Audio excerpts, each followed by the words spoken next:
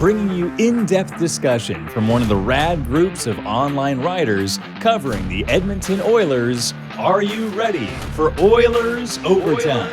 Join us as we talk news, rumors, trades, player grades, game results, and more. All featured on one of the most glorified teams in the NHL. From the great one to the next one. From the boys on the bus to the decade of darkness. This is Oilers Overtime. Welcome back, everybody. Another edition of THW Oilers Overtime with Colton, Pankiw, and myself, Jim Parsons, here from the Hockey Writers. Got a lot of topics to talk about this week. There's just so much going on with the Oilers. They're up, they're down, they're struggling, they're playing okay. I don't know, Colton. We got a lot to talk about. I don't know. Where should we start? How you doing, by the way? Yeah, good. Like you said, it's been a roller coaster season, and it felt like after this kind of last loss, especially against the Capitals, that on Twitter and everything, there's a lot of frustration right now. So like you said, lots to talk about.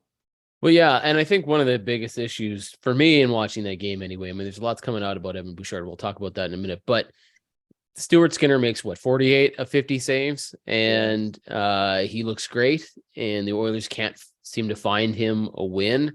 And it's sort of just kind of like the whole what's going on with the goaltending situation, right? Like we're gonna hop in here, talk a little bit about Jack Campbell, what's going on. He hasn't played in a little bit, but when he does play, he's continued to struggle.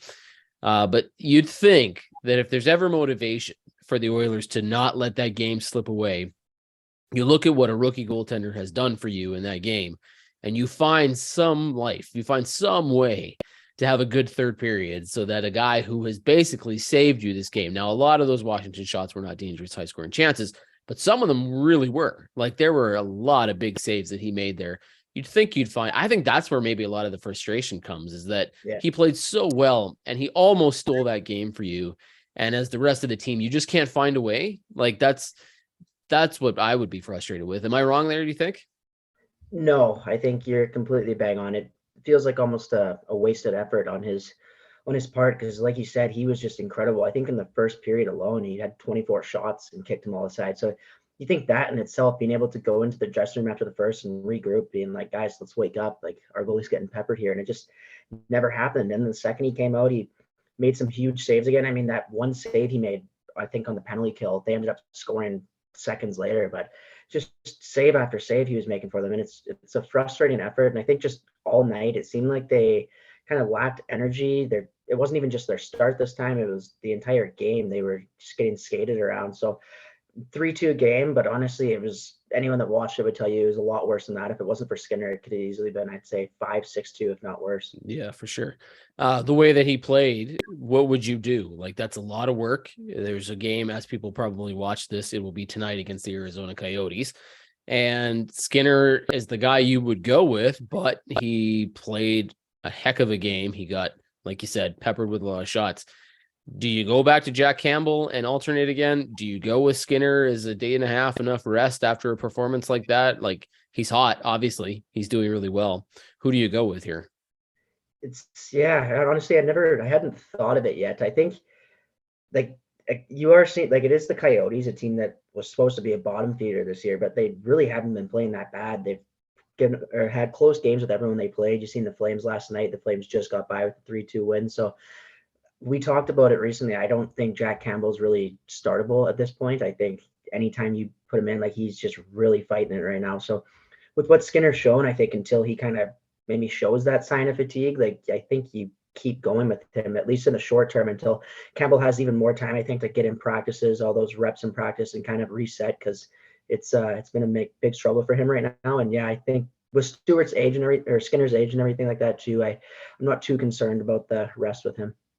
Yeah, I think you probably don't play Campbell again until you have to in a back-to-back situation, or you're, like you said, Skinner struggles. And he has a couple times had not the greatest games, but for the most part, he's been really, really consistent. Let's move over to Jack Campbell and what's going on here. So there's talk, just because he's been, I don't want to be a jerk, but he's been lousy. Like, he's just been really not good. And there's people in Toronto are saying, oh yeah, that's what you get. We're so glad that you have him, which really is not fair, because no one expected him. Even people from Toronto, probably, if you were to put truth serum in him, they probably would never say he would be this bad. Like, there's no way that you would have expected these kind of performances out of him. So the Oilers are like, what do we do here? Right. We're talking about a guy, do we play him? Like you said, he's unstartable. So if he's unstartable, or you've only confident to put him in when you know Skinner needs the absolute rest because you can't keep pushing him. There's talk about, speculation, not from the Oilers or anything like that, but just media and fans is like, send him to the AHL. The Los Angeles Kings just did that with Cal Peterson. He cleared. He's going to play in the minors for a little bit and get his game back and do whatever they're going to do. It's considered risky. Los Angeles did it successfully. Elliot Friedman is talking about the fact that maybe Jack Campbell's a candidate for this. Other media members have chimed in on this too. Almost all of them are like, no one will claim him. Not at that contract, not at that price. Why would you? And even if they did, I argued in our article that we wrote on the Hockey Writers that it's like, maybe it's a problem solved. Like you gave a contract to a player who I don't think is this bad, but maybe he's not the guy. And if Skinner's this good, maybe you don't need both of them. So if it does get claimed for whatever reason, but what would you do here? Like, do you think this is a thing that the Oilers are seriously going to look at if Jack Campbell continues to struggle? Like if he gets in a couple more games here and they're all as bad as what he's shown so far, is there another choice here? Do you have to move him to the AHL? Like, what do you do with him? So if I was the one in charge of that, I would. I'm not sure the Oilers are willing to do that, just given the money and everything that they gave him this offseason to really come in and be their guy.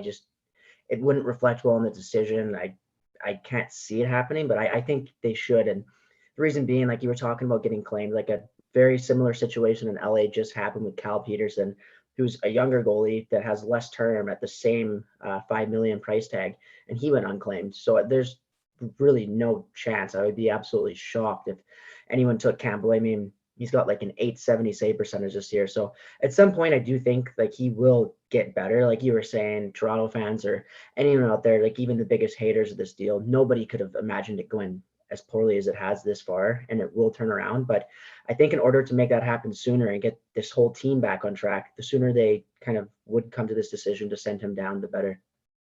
Yeah. And the only concern I put this on the article too, is Jack Campbell seems to be a very emotional guy. Like he is hard on himself, probably harder than any person, manager, coach, other teammate will ever be on him. He's his own worst enemy. Like he is in his head.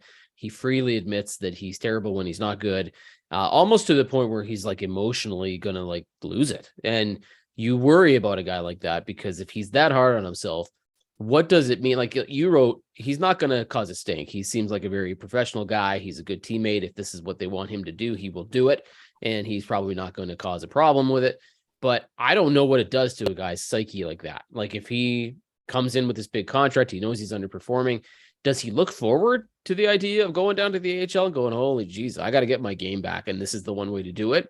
Or is he just crushed and he's emotionally can't ever recover from it, thinking, okay, I'm a starter, I've been paid starter money, and I'm so bad that they sent me to the AHL. And what happens if he doesn't play well there? Like that's really the biggest concern, is if he goes down and he plays against not great competition and gets lit up there.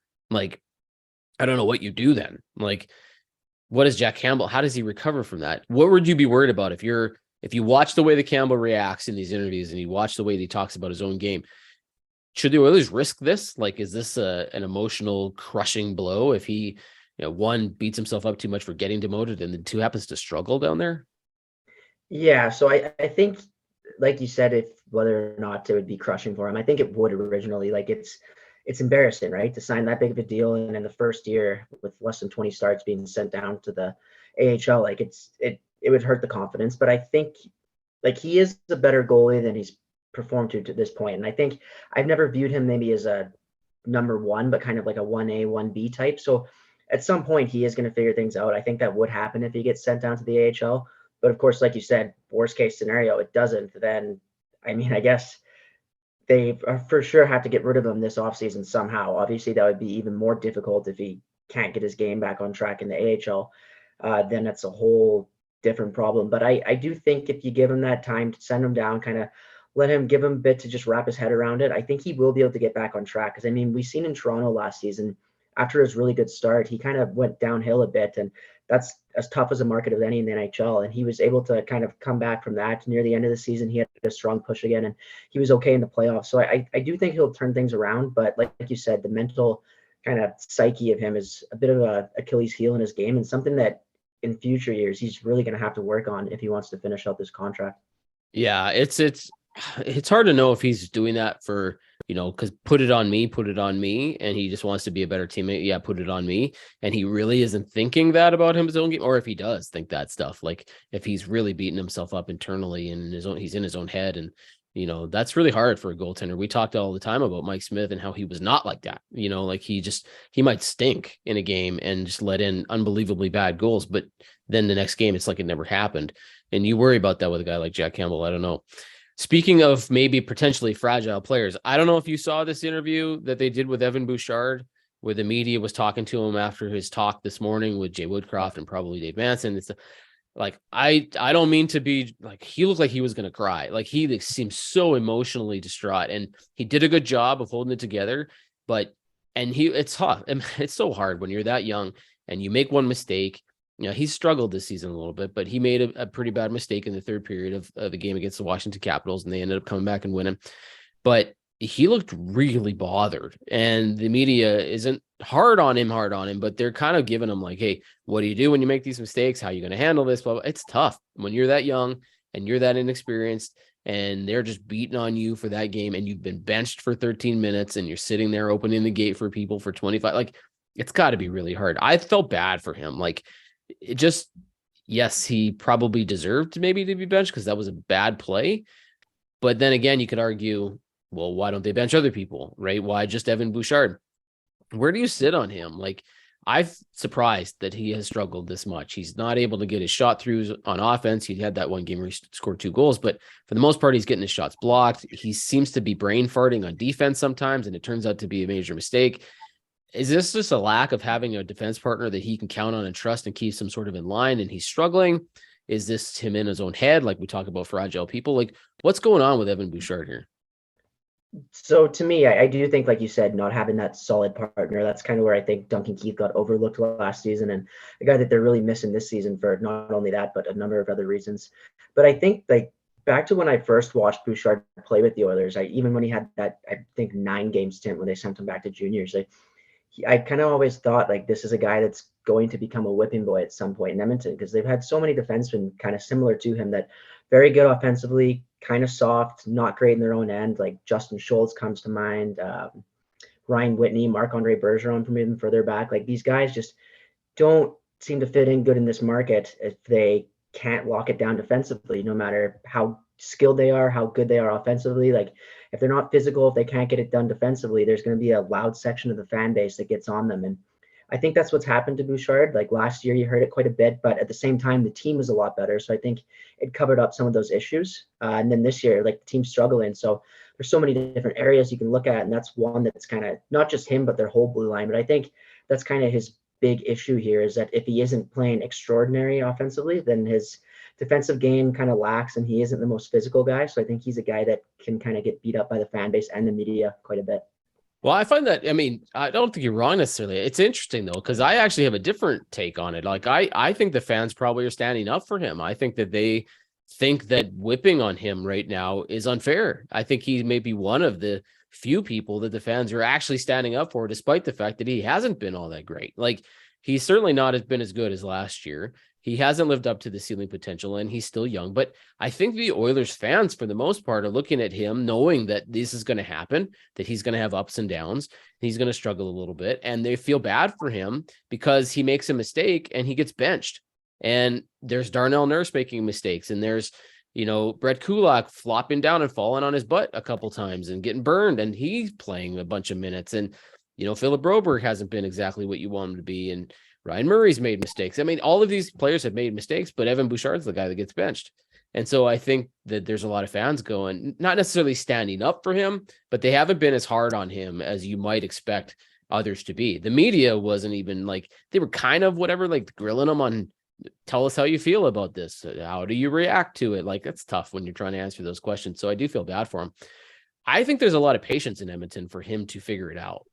My only concern is that what do you do in the meantime if you don't necessarily have that player on your roster, which is why I think there's so much talk in Edmonton about going out and getting a big name defenseman, a top 4 that can play those minutes for you, because as Darren Dreger reported on TSN today, Darnell Nurse playing way too much. Cody Ceci playing way too much. Brett Kulak's playing up where he probably shouldn't be. Tyson Barrie, you talk about a guy who's known for offense, but maybe not defense. He's playing a lot. So they need to go out and get somebody. And if Evan Bouchard and Philip Broberg aren't quite ready to do that, who do you get? And Darren Dreger said Erik Karlsson is a name that has been floated around a little bit in Edmonton. And he said, I think not verbatim, but paraphrasing, he's like, I don't know how you do this mathematically. It seems almost impossible to make it work. Yeah. But there's some people in the Oilers organization looking at this. So what's your take on that rumor today? I know that you either did or are planning on putting something up on the Hockey Writers about it, but is there any, like, is this a pipe dream? Is this just one of those, like, how is that even possible situations?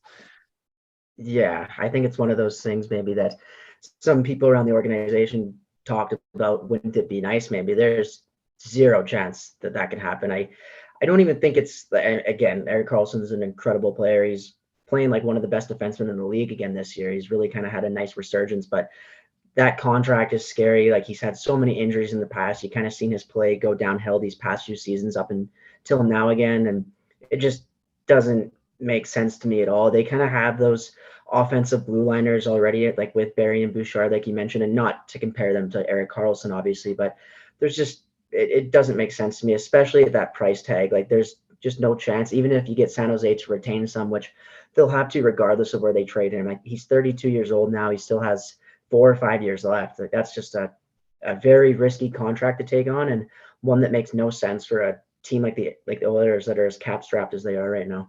Okay, so let me ask you this. If they retain, say, 40% of his salary, which moves him from 11.5 to, I think, 6.9, so they times 6, well, 6.9 million. Is Erik Karlsson a player that you pay $6.9 million to? Now, knowing that I say this and the Oilers don't have that room, there's no $6.9 million on their cap hit or cap space to go out and spend on Erik Karlsson. They'll have to find another way to make that room. Do you do that, though? I would argue that you do. I think if you can get a 32-year-old Erik Karlsson who's playing as well as he's playing, who can come in and be somewhat of a Duncan Keith, like, he's got the leadership experience, he can work with young players, he's exactly the reliable type of person. Yes, he's been up and down, he's got some injury issues for sure, but I don't believe he thinks he's even remotely done. I think he thinks he's got a lot of years left. If he can play anywhere near the level that he's playing right now, I would happily pay $6 to $7 million for an Erik Karlsson. Again, they don't have the money or the space to do it. Would you, at that price, like, because I don't think San Jose is going to retain 50% of the salary. I think they don't want to move him that badly, but they might take on 35, 40, like, they might take a chunk of it. So would you do that if you could?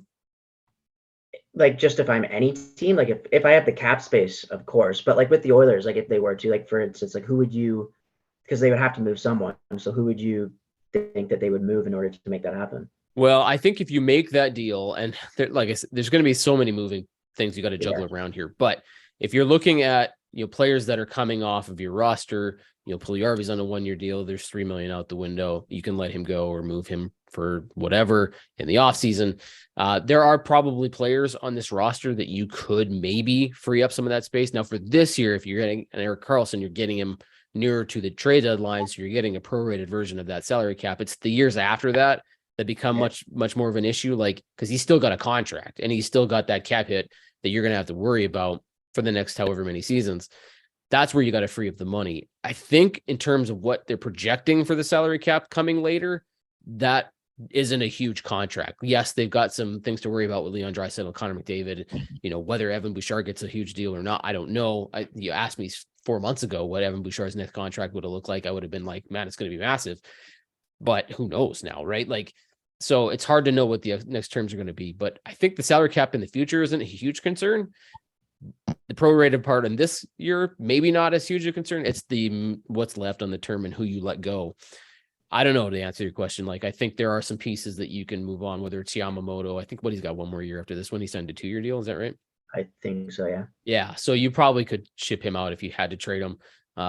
Puljujarvi. The trick is, do you trade those things? Do you make that swap? Could you move Tyson Barrie, right? Like, stuff like that. Our teams taking them, because there's a lot of cap strap teams right now, like even the Sharks and other teams that aren't close to playoff caliber. Like the salary cap not going up these past few years has really kind of handcuffed a lot of teams. Like I don't see a lot of teams lining up to take either of Yamamoto or Puljujarvi unless you throw sweeteners in with them as well. So like there's a lot of things you'd have to do in order to bring him in. Yeah, I know for sure. And that's why I said there's just so many balls you'd have to juggle successfully that I understand where you're coming from. It's like, it's fun to say, and it's a nice idea. And in theory, you're like, oh, okay, well, that'd be kind of cool if you get Erik Karlsson with all that he could bring to the table. But you are right. Like it would be so complicated and so hard to do. But could an Arizona take on a Puljujarvi? Could a Seattle take on a Kyler Matt? In theory, sure. Right. Yeah. Could you get Tyson Barrie in Montreal? Maybe. Like, I don't know. The Sharks might be willing to take one of Puljujarvi or Yamamoto in that trade, just for the fact that they're a rebuilding team. Like they have the patience that they can kind of wait and see what they have there. But other than a team like that, that's moving that much money out, I can't see a team like a third team just hopping in and helping out just for a pick or two. Yeah, no, it would have to go. The dominoes would have to fall in perfect order in a lot of ways, and there'd have to be benefits for the multiple teams that are involved. Okay. So having said that, if we are both in agreement that Erik Karlsson's a nice idea, but it's probably not a realistic one, but the Oilers still need a defenseman because it seems to be that they do not have, they've got 4 that you can use, but maybe Kulak's a little bit in over his head. You probably could use another person in that top 4, move him down, and then you can sort of swap Bouchard in or out or wherever you're going to need to do. Who do you go get? So there's Jacob Chikrin's on the market. He's back in Arizona. He's playing pretty well. He's got 6 points in 7 games. He's playing a lot of minutes. You've got Joel Edmondson, who could potentially be on the move out of Montreal, and they talked about him recently, and it's been sort of thrown out there that the Oilers could have some interest in a guy like him, which is really ironic because he just took out Zach Hyman by cross-checking him in the face. It's exactly the kind of player the Oilers don't want to play against, but would love to have on their team. Who do you go get? So if you're the Oilers and you're like, okay, well, here's a couple targets, who are you looking at? So I included that on this article I have coming out, and Chychrun was, again, I've harped on this enough on this podcast. I would love for them to get Chychrun. I think they have to do something big here, and that's the guy to me that they need to go after, especially with the term he still has. You kind of heard some whispers. I don't know if they're as loud anymore as they were even a month or two ago about John Klingberg. That obviously would have to be Anaheim retaining some serious dollars. He's got a $7 million contract. There's one other one that I kind of discussed and had looked at today, and that's Damon Severson with the New Jersey Devils. And they're a team that's likely going to make the playoffs, so you wouldn't think that they'd move a guy in an expiring contract, but they have been looking for more offense still. So if they could just move out he's just a smidge over $4 million, plays on the right side. He's playing a lot less this season, but prior to had been like kind of a fixture in their top 4. Wouldn't cost a ton to get, and I think any kind of improvement they can get on that right side or just on their blue line in general right now wouldn't be a bad thing. I think he's extremely capable of playing top 6, but I think like he proved in New Jersey seasons prior, I think he could be a solid addition to their top 4 and wouldn't cost a ton. So that's one name I'm kind of interested in, but again, Chychrun is my main target. I have no doubt that Anaheim would retain half of Klingberg's salary, but what would they want back? Like what would you have to move to get him? Like a first? And he's just, to me, he's such a similar player to, like, I think he's better than Barrie, but I'm not convinced he's a ton better. Like he's he's not good in his own end. He's offensively gifted, but I don't know. I don't see it being worth, like you said. Yeah, no, I hear you. And I just don't think it's worth it. And the only reason I mentioned it is because his name has been attached to the Oilers since the offseason. Yeah. There was talk that they had looked at him. In fact, somebody reported, I don't remember who it was, that Montreal was going to sign him and then train him to Edmonton. Yeah. Right. Yeah. Like, so I don't know how legit that is, but if that's true, that means the Oilers have been looking at him for a while. And if that's the case, now another guy that could be interesting, and you didn't mention him, is like a David Savard. I think that could be, now I think he's injured right now, but still, like there are some options out there that the Oilers could certainly look at. Edmonton is an interesting person for me because he doesn't make a lot of money. He's exactly the kind of player that the Oilers are missing. They need that rugged sort of whatever. I like Chychrun too. My only concern with him is the cost associated to getting him, because I think Arizona is asking for a lot. And if he keeps playing the way he's playing and he keeps producing, there will be multiple teams that get in on this. And Arizona has already proven that they are willing to wait and ask for a lot. I don't know. You're right. He's on a term, so it's not like a rental that you're getting here. But what are you willing to give up for him?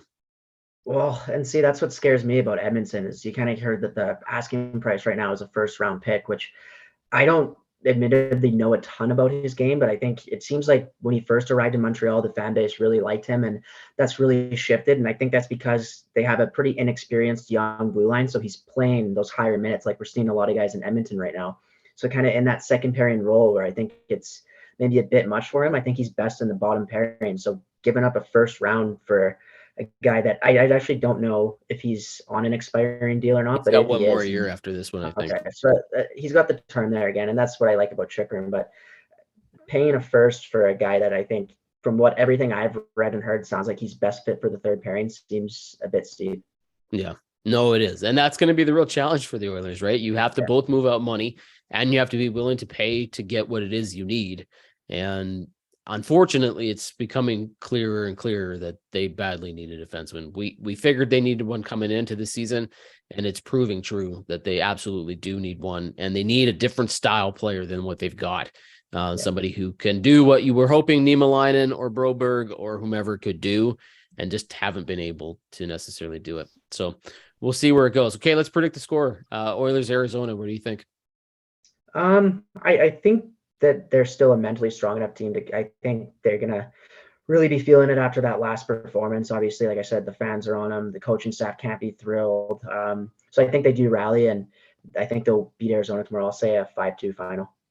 I think they beat Arizona too. I'm going to say it's closer than we think, maybe 4-2, 4-3. If Hyman's in, because they missed him badly against Washington. Like, man, that dude is good. And you don't realize how much he pushes the river until you watch him play, and then you watch him play without him. If he's in, I think they win by 2 or 3. But I do think the Oilers will pull it out. I think they're embarrassed by what happened in Washington. And I think even Evan Bouchard has a much better game just because of that. So I'm going with the Oilers. I don't know. I won't predict the score just because I don't know if Hyman's playing yet, but we'll see. I think it'll be close if he's not. And I think it'll be 2 or 3 goals difference if he is. All right, Colton, I appreciate it. There was a lot to talk about there. We did it in a pretty decent amount of time too, but we'll see what the score is on the next game as we get closer to the holidays. We'll see how often we wanted to get back on here talking to people about what the Oilers are doing, but we've got a couple more shows left with us here before Christmas. For everybody else, check out all the other content on the Hockey Writers YouTube channel. Check out all the different shows. Go on, read the articles. Colton's got one coming out about the rumors of Erik Karlsson right away, so check that out too. Thanks, everybody. Another edition of THW Oilers Overtime. We'll talk to you next time.